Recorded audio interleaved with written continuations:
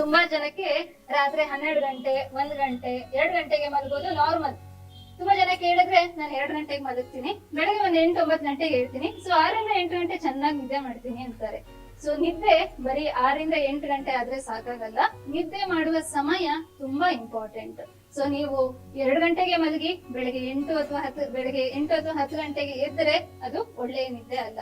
ಸೂರ್ಯ ಹುಟ್ಟಿದ ಮೇಲೆ ಏನು ನಿದ್ದೆ ಮಾಡ್ತೀವಿ ಆ ನಿದ್ದೆ ದೇಹಕ್ಕೆ ಅವಶ್ಯಕತೆ ಇಲ್ಲ.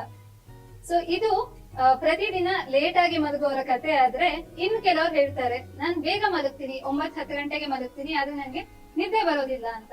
ಇವರಲ್ಲಿ ಏನಾಗುತ್ತೆ ಅಂತಂದ್ರೆ, ಕೆಲವರಿಗೆ ಅಭ್ಯಾಸ ಇರುತ್ತೆ ಸಂಜೆ 6 ಗಂಟೆ ಹಾಗೆ ಕಾಫಿ ಟೀ ಕುಡಿಯುವಂತದ್ದು.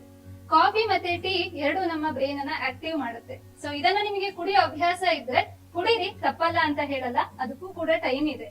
ಸೊ ಯಾವತ್ತು ಸೂರ್ಯ ಮುಳುಗುವ ಟೈಮ್ ಅಲ್ಲಿ ಕಾಫಿ ಟೀಯ ಅಭ್ಯಾಸ ಬಿಟ್ಟು ಬಿಡಿ.